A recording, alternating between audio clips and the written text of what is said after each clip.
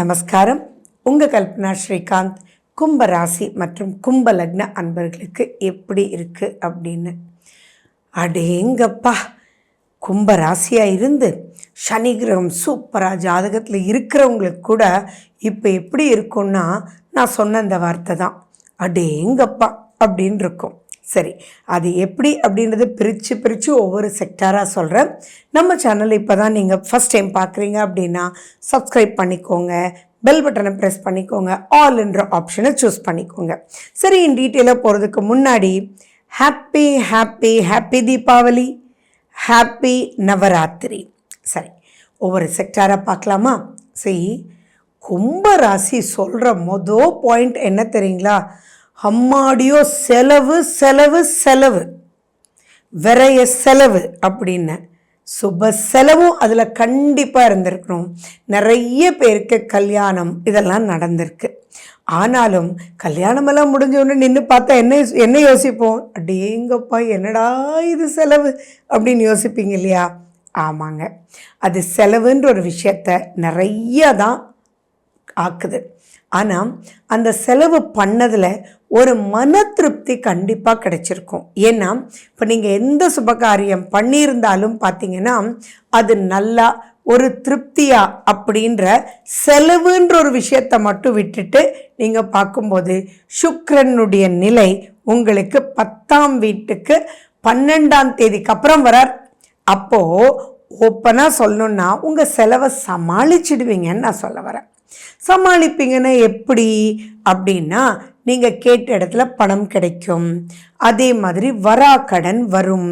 நீங்கள் யாரெல்லாம் நம்பி இருந்தீங்களோ இப்போ உங்களை அப்படி பார்ப்பாங்கடி, பரவாயில்லடா இவன் கூடயா கல்யாணம் பண்ணிட்டான்டா, அவன்கிட்ட ஏதோ ஒன்று இருக்குடா, சூப்பர்ரா அப்படின்னு சொல்லி எப்படி பண்ணினேன்ட்டோ அதில் உங்களுக்கு ஒரு சந்தோஷமும் பேரும் புகழும் மன திருப்தியும் ஜெயிச்சிட்டோம் அப்படின்ற ஒரு தோல்மையும் இருக்கும். ஆனால் அதே சமயம் திருஷ்டியும் நிறையா இருக்கும், போட்டி பொறாமையும் இருக்கும். இதை நெகட்டிவான பாயிண்ட்லேயும் பார்ப்பாங்க. இவனே பண்ணிட்டான் பாருண்டா, பார்த்துக்கலாண்டா அப்படின்ற ஒரு சப்ஜெக்டும் இருக்கும். ஏன்னா ஜென்ம சனி உங்களுக்கு தான்.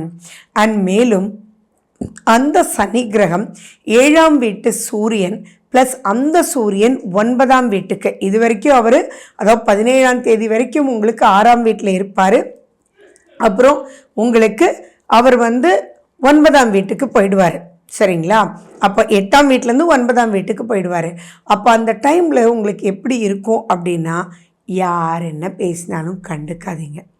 அந்த சூரியன் உங்களுக்கு ரொம்ப ஒரு பாசிட்டிவான ஒரு வழியை காமிக்கிறதுக்கு உண்டான வழியை செவ்வாய் கொடுக்குறார். செவ்வாய் எப்படி கொடுக்குறார் அப்படின்னு பார்க்குறீங்களா? செவ்வாய் 6ஆம் வீட்டில் இருந்தாலே என்ன தெரியுமா சார், எதிரிகள் நசுக்கிடுவார் செவ்வாய். 6ஆம் வீட்டில் செவ்வாய் இருந்தால் ஆரோக்கியம் சீராகும், அதுக்குண்டான வழிகள் பிறக்கும். அண்ட் அந்த செவ்வாய் சூரியனை பார்க்கறதுனால நெகட்டிவ் எல்லாம் சுட்டரிச்சு போயிடும். ஸோ கவலைப்பட வேண்டாம், உங்களுக்கு ப்ரொடெக்ஷன் அப்படின்றது 17ஆம் தேதிக்கு பிறகு பெரிய லெவலில் வந்துடும். இதில் ரொம்ப முக்கியமாக நீங்கள் பார்க்க வேண்டியது 2ஆம் வீட்டில் ராகு இருக்குது சார், அதே மாதிரி 8ல் கேது வேறு. ஆனால் அந்த குரு பகவான் கேதுவை பார்க்குறார், இது வகையில் பாசிட்டிவ். அதனால தான் நிறைய நெகட்டிவ் நினச்சி பயப்படாதீங்கன்னு நான் சொல்கிறது. ஸோ நீங்கள் என்ன பண்ணணுன்னா, ஃபஸ்ட்டு உங்கள் சுய ஜாதகத்தில் சனியினுடைய நிலை, ராகு கேதுனுடைய நிலை, இது நீங்கள் இந்நேரமே பார்த்துருப்பீங்க. பட் ஸ்டில் ஒரு தடவை பார்த்துக்கோங்க. ஏன்னா இந்த மாதம் அதுக்குண்டான ரெக்டிஃபிகேஷன் இருக்குது. ஓகேங்களா? இது வரைக்கும் பார்த்து இப்படி தான் இருக்குன்னு தெரிஞ்சிருப்பீங்க.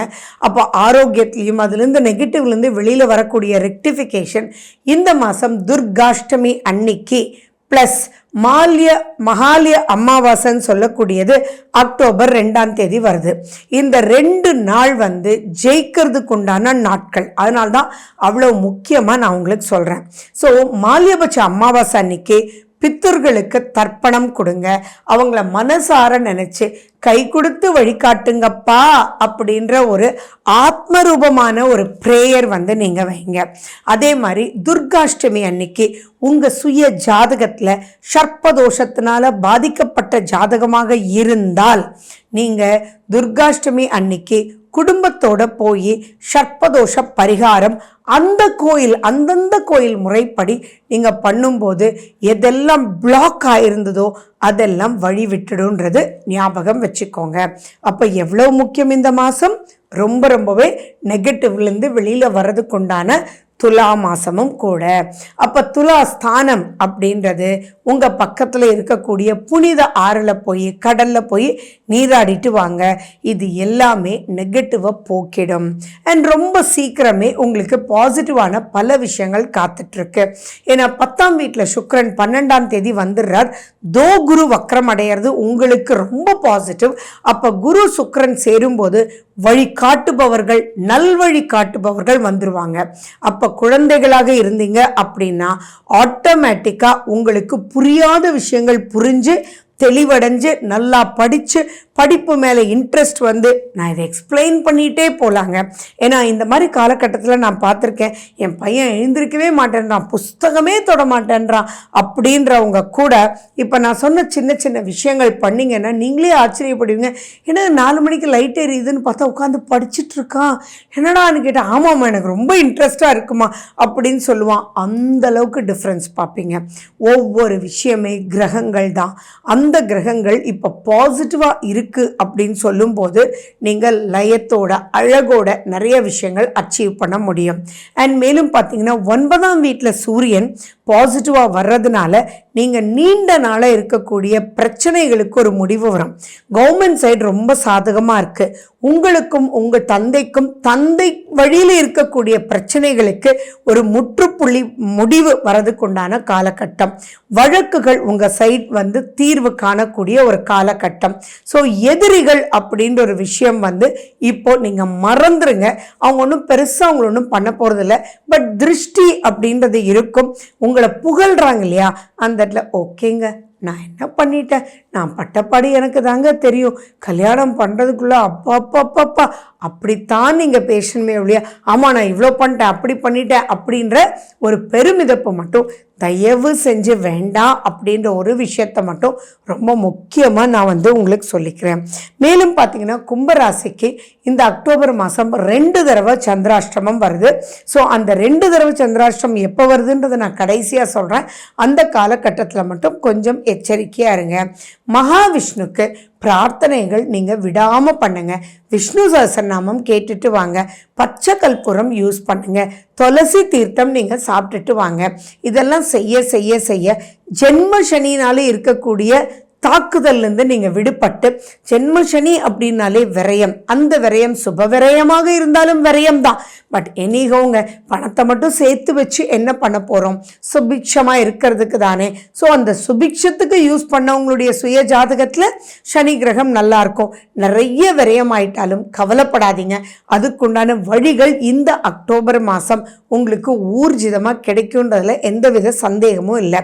சரி, உங்களுடைய ஆரோக்கியத்தை மட்டும் நீங்கள் கண்டிப்பாக நீங்கள் பார்த்துக்கணும். இம்யூனிட்டி லெவல் குறையிறதுக்கு வாய்ப்புகள் இருக்குது. கை கால் வலி அப்படின்னு சொல்கிறதெல்லாம் ரொம்ப எச்சரிக்கையாக இருக்கணும். தயவு செஞ்சு கும்பராசி அன்பர்கள் நீங்கள் எக்ஸசைஸ் பண்ணணும் அப்படின்றது மட்டும் மைண்டில் தெளிவாக வந்து நீங்கள் வச்சுக்கோங்க. சரி, உங்களுடைய சந்திராஷ்டமம் மட்டும் நான் 2 தடவை வருதுன்னு சொன்னேன். எப்போன்றது சொல்கிறேன், ப்ளீஸ் நோட் பண்ணிக்கோங்க. எப்போன்னா 28ஆம் தேதி 10-11 நைட்டிலிருந்து 31ஆம் தேதி 11:15 காலையில். அடுத்தது பார்த்தீங்கன்னா அக்டோபர் 1ஆம் தேதி 4-3 சாயங்காலத்திலிருந்து 4ஆம் தேதி 5-6 விடியற்காலை வரைக்கும் இருக்கு. ஸோ 2 தடவை சந்திராஷ்டமம் வருது. சந்திராஷ்டமத்தில் எப்படி இருக்கணுன்றது நான் சொல்ல தேவையில்லை. நீங்கள் கொஞ்சம் அந்த காலகட்டத்தில் கேர்ஃபுல்லாக இருந்துக்கிட்டீங்கன்னா போதுமானது. ஸோ இந்த காலகட்டம் ரொம்பவே நிறைய சேஞ்சஸ், நிறைய பாசிட்டிவ். It's waiting. யூஸ் பண்ணிக்கோங்க, மிஸ் பண்ணிடாதீங்க. ஓகே, நன்றி, வணக்கம்.